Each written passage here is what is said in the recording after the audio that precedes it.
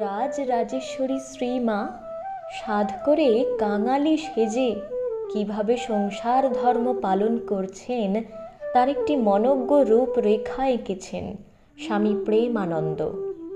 দীনবেশে শ্রীমার অসীম ধৈর্য, অপরিসীম করুণা, অতুলনীয় অভিমান রাহিত্য আশ্রয় করে পাঁকাল মাছের মতো বড়লোকের বাড়ির ঝিয়ের মতো সংসার করেছেন। তিনি একাধারে আদর্শ ভাববাদী এবং তত্ত্বপ্রয়োগ কুশলী। আপাত দৃষ্টিতে মনে হয় কল্পনার অতীত, বুদ্ধির অগোচর যোগসূত্রে শ্রীমায়ের চতুর্দিকের ঘটনাবলী নিয়ন্ত্রিত হচ্ছে। কিন্তু মননশীল ব্যক্তি মাত্রই লক্ষ্য করবেন যে শ্রীমা স্বাভাবিকভাবে কতকগুলি যুক্তি নিষ্ঠাভিত্তিক নীতির অনুসরণ করেছেন। তিনি বলতেন, আমাদের যা কিছু সবের মূল ঠাকুর, তিনি আদর্শ। যা কিছু করো না কেন তাকে ধরে থাকলে কোনো বেচাল হবে না। দ্বিতীয়ত, তার অনুসৃত নীতি প্রসঙ্গে বলতেন, দেখো, সব বনিয়ে বানিয়ে চলতে হয়। ঠাকুর বলতেন, তালব্য স, মূর্ধন্য স এবং দন্তে স, এই সব সয়ে যাও, তিনি আছেন। তৃতীয়ত, তিনি স্থান, কাল, পাত্র বিচার করে অনুসরণ করতেন শ্রীরামকৃষ্ণ কথিত নীতি, যখন যেমন তখন তেমন, যেখানে যেমন সেখানে তেমন, যাহাকে যেমন তাহাকে তেমন।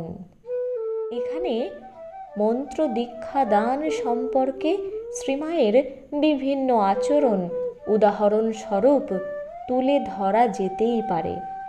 কলকাতায় শ্রীমা অধিকাংশ সময় উদ্বোধনের ঠাকুর ঘরে বসে দীক্ষা দিয়েছেন, আবার দিয়েছেন সেই বাড়ির বারান্দায়, গ্রামের বাড়িতে ছাউনির আড়ালে, গ্রামের প্রান্তরে আসনের অভাবে দুগাছা খড় বিছিয়ে, এমনকি রেল স্টেশনে পর্যন্ত মন্ত্র দিয়েছেন।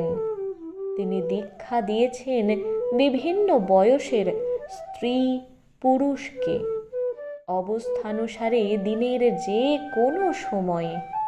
প্রার্থীর জাত পাত অগ্রাহ্য করেছেন তিনি। দীক্ষার্থী স্নান বা উপোস করেছে কিনা এসব ছিল গৌণ। প্রার্থীর আন্তরিকতা, ব্যাকুলতাই ছিল প্রধান বিবেচ্য। বিভিন্ন মানুষের ভিন্ন ভিন্ন রুচি, স্বভাব এবং প্রয়োজন অনুসারে শ্রীমা অপরের সঙ্গে ব্যবহার করতেন। কর্মী সন্তানকে মিষ্ট স্বরে বলতেন, বাবা, এটা করলে ভালো হয় না। কর্মকৌশল হিসেবে তিনি বলতেন, দেখো, সব লোককে কিছু কিছু অধিকার দিয়ে নিজেকে একটু নিচু হয়ে চলতে হয়।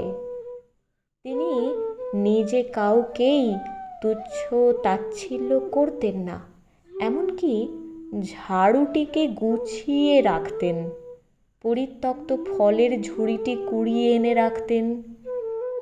শ্রীমায়ের শিক্ষা ছিল অপচয় করতে নেই, অপচয়ে মা লক্ষ্মী কুপিত হন।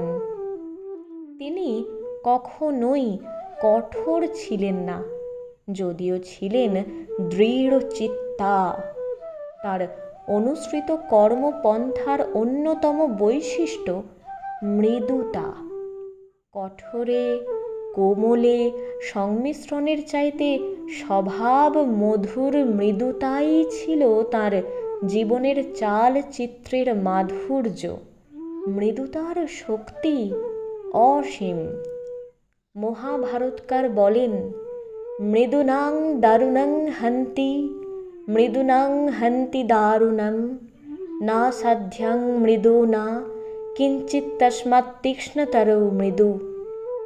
মৃদুতা দিয়ে কঠোর বা অকঠোরকে জয় করা যায়, মৃদুতা দিয়ে অভিভূত হয় না এমন কিছুই নাই।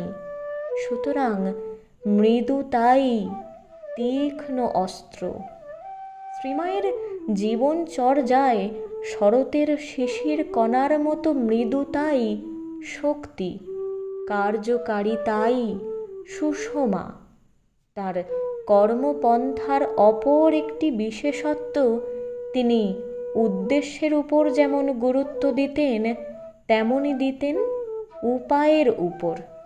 বরঞ্চ সময়ে সময়ে তিনি উপায়ের শুদ্ধতার উপর মূল্য দিতেন বেশি। সামগ্রিক বিচারে উপায় ও উপেয়ের সুষ্ঠু সামঞ্জস্য তার জীবন বৃত্তকে করেছিল মহিমামণ্ডিত। জয় মা। তথ্যসূত্র: শতরূপে সারদা।